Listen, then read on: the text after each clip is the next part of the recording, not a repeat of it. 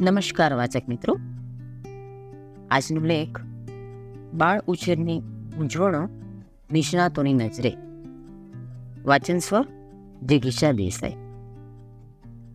પ્રશ્ન છે, માતા પિતા અતિશય ચંચળ બાળકોનું વર્તન કેવી રીતે બદલી શકે? જવાબ: કેટલાક બાળકો અતિશય ચંચળ હોય છે. તેમને attention deficit hyper activity disorder એટલે કે ADHD નામની બીમારી હોઈ શકે છે. આ પ્રકારની તકલીફ ઘણા બાળકોમાં જોવા મળે છે. ADHDની તકલીફ ધરાવતા બાળકો અતિશય ચંચળતા અને આવેશાત્મક વર્તન ધરાવે છે. તેમની એકાગ્રતા પણ ઓછી હોય છે. હવે ADHDની તકલીફ ધરાવતા બાળકોને બિહેવિયર થેરપી તેમજ ઓક્યુપેશનલ થેરપીની જરૂર પડે છે, જેનાથી તેમનું વર્તન ધીમે ધીમે સુધરે છે. તે ઉપરાંત આ બાળકોને કેટલીક વાર અમુક દવાઓ પણ આપી શકાય છે, જેનાથી વર્તન ઝડપથી કાબૂમાં લઈ શકાય. આ બાળકો જાણી જોઈને ખરાબ વર્તન નથી કરતા, પરંતુ તેઓ પોતાના વર્તન પર કાબૂ નથી રાખી શકતા. તેથી માતા પિતા તેમજ શિક્ષકોમાં તેમના વર્તન વિશે ગેરસમજ ઊભી થાય છે. આ બાળકોના વર્તનની સમસ્યા વિશે તેઓ સમજે તે ખૂબ જરૂરી છે. અતિશય ચંચળ બાળકોને વિવિધ રમતો કે અન્ય શારીરિક પ્રવૃત્તિઓ તરફ વાળવા જરૂરી છે, જેથી તેમનામાં રહેલી શક્તિઓને યોગ્ય દિશામાં વાળી શકાય. અતિશય ચંચળતા અન્ય કોઈ શારીરિક કે માનસિક બીમારીનું લક્ષણ નથી.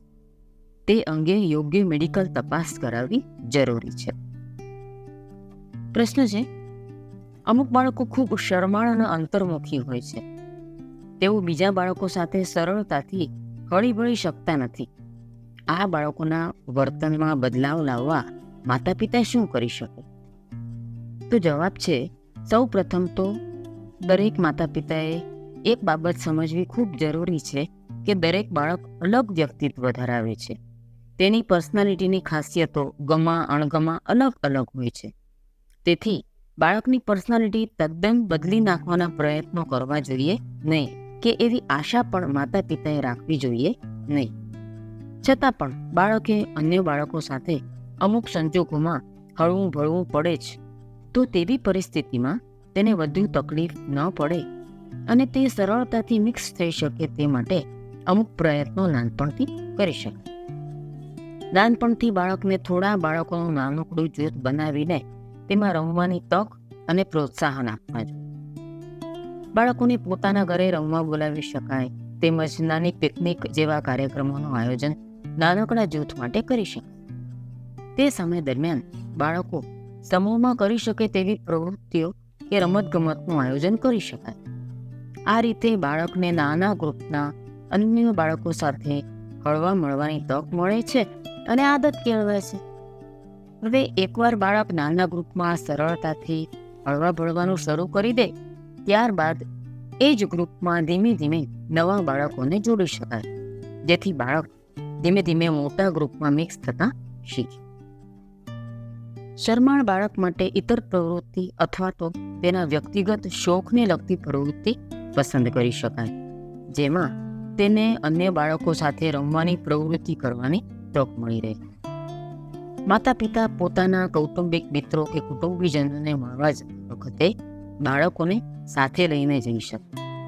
મિત્રો કે કુટુંબીજનોના 2-3 કુટુંબ ભેગા મળીને પિકનિક કે નાના વેકેશનનું પણ પ્લાનિંગ કરી શકે. આમ બાળકને જુદી જુદી સામાજિક પરિસ્થિતિઓનો અનુભવ કરાવવાથી બાળક સહેલાઈથી અન્ય બાળકો સાથે હળી મળી શકે છે. પ્રશ્ન છે, બાળક પાસેથી જો કોઈ વાંધાજનક વસ્તુ મળી આવે તો તે પરિસ્થિતિ કેવી રીતે હલ કરવી? જવાબ: બાળક પાસેથી જો કોઈ વાંધાજનક વસ્તુ મળી આવે તો તે પરિસ્થિતિ કેવી રીતે હલ કરવી તેનો આધાર બાળકની વય અને કઈ વસ્તુ મળી આવી છે એના પર છે. વાંધાજનક વસ્તુઓમાં સેલફોન, કિંમતી ઘરેણું, પૈસા, અશ્લીલ સામગ્રી, ડ્રગની પડીકી, સિગારેટ, લવ લેટર વગેરે જેવી અનઅપેક્ષિત વસ્તુઓ હોઈ શકે છે. તે ઉપરાંત બેટિંગના આંકડા, તીક્ષ્ણ હથિયાર, પોર્ન ક્લિપ જેવી અનિચ્છનીય વસ્તુઓ પણ હોઈ શકે.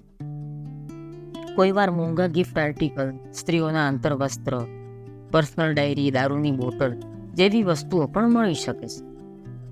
ઉંમર, સહજ કુતૂહલ વૃત્તિ, ખોટી સોબત, તરુણાવસ્થાના આવેગો, આવેશાત્મક વર્તન, વ્યક્તિત્વની ઉણપ, ઘરનો માહોલ જેવા કારણોસર તરુણીઓ અયોગ્ય પ્રવૃત્તિઓમાં ઘસડાઈ જાય.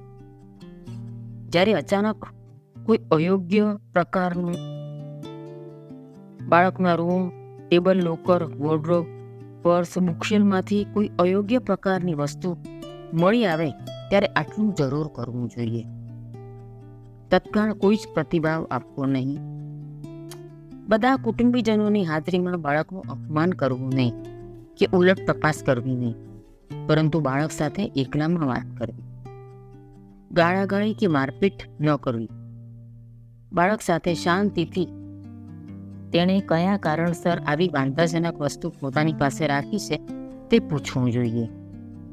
બાળકની વર્તણૂક માટે વેલ્યુ જજમેન્ટ ન આપો, તેમજ બાળકે કંઈ ખોટું નથી કર્યું એવો મેસેજ પણ ન આપો.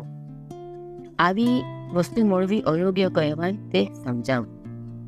બાળકને બોલવા દેવું.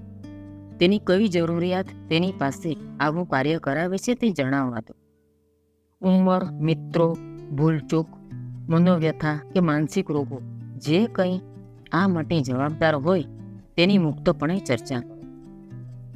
કંડક્ટ ડિસઓર્ડર જેવી અમુક માનસિક બીમારી સિવાય બાકીના બાળકો વાતચીત, સમજ, કાઉન્સેલિંગ અને ઘરના વાતાવરણમાં યોગ્ય ફેરફારથી બદલાઈ શકે છે અને આવું વર્તન કરતા અટકે છે. અસ્તુ. આભાર.